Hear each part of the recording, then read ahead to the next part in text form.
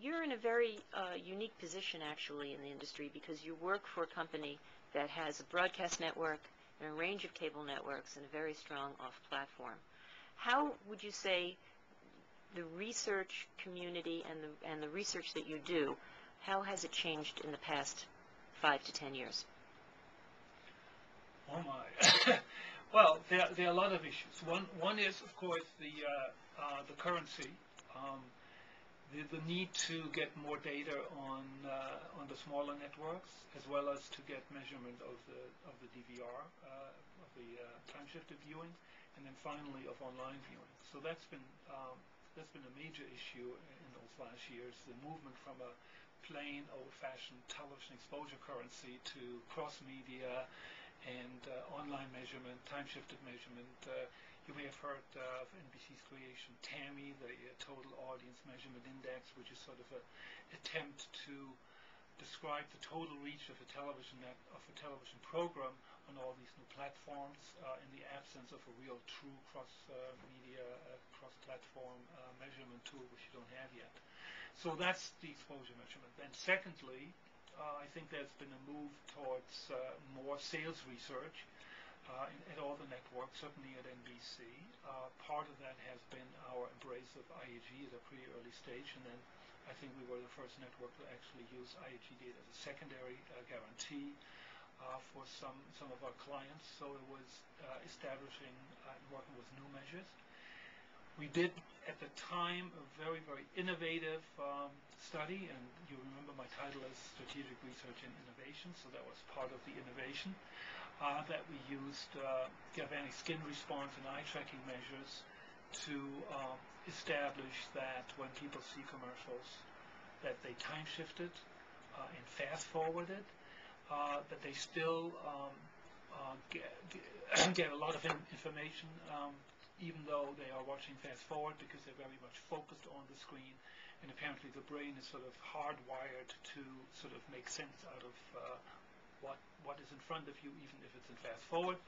So that was an interesting new methodology, and there's an increased demand for cross-media research simply to demonstrate and to establish that if you advertise cross-platform, that you get more bang for your buck. We did a lot of stuff on that during the Olympics, and all of our research in the field has really shown that there really are tremendous benefits from being on different platforms. And we were talking earlier about the fact that we've been moving around from one floor to another lot here, and in the process I discovered some old files, such as research studies from the 60s, where the topic was research in color. I'm sorry, advertisements in color work better than advertisements in black and white. So that was a big topic in the 60s, and the big topic today is, does cross-platform advertising work better? So, as technology changes, as television changes, these new issues come up, and research is needed in order to document ROI or, document what these changes mean for the business. So you had mentioned TAMI. That was developed a couple of years ago, I think, and I guess my question is, can you give us a short overview of how it worked, and do you still use it today? Well, I think we developed it sort of internally to just sort of get an idea about how viewing was evolving. And I remember in 2007, the first numbers we did for Heroes to look at the reach on the network, on a repurposed telecast on Sci-Fi, I believe. At the time, I think, had it on iTunes too, and of course, it was available online. And we were sort of trying to establish, for our own knowledge, but then possibly also for our clients, how many people watch on which platform. And then it became very important to do this for the Olympics, and we developed, based on the available measurements and what Nielsen provides and so on, we developed a TAMI for the Olympics to show our clients that if they were on several platforms, what the total reach was. And after that, we apply it now. We still do use it for primetime shows, and we find it to be very, very useful in terms of to understand viewing behavior, how is it changing, and to establish trends over time in the viewing behavior, but also look at comparison between different programs. So you won't be surprised to hear that there's more online viewing for The Office and for 30 Rock than there's for The Biggest Loser. It has, it taught us about factors such as program popularity, the target audience, and the role of competitive programming, and all these kind of things.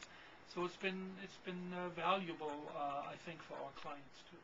Do you use it for sales purposes? And if so, how did you get it accepted by the agencies? Well, there's been very, very positive response, and I think a lot of credit here goes to Alan Weisler, who talked about it to the agencies and talked about it publicly, especially in connection with the Olympics. And I think he did it in a very, very good way, in that he described the purpose, explained it, but also made very, very clear what the limitations are, and point out that this, of course, is not a true single source measure. So he showed the limitations very, very clearly. And so I think it is being used in that way as something that is not the holy grail of measurement, but knowing that we're not going to have this kind of single source cross-platform measurement for many, many years to come, I'm sure. In the meantime, I think this works very, very well and has provided a lot of insights, as I said earlier, internally, but also to our clients.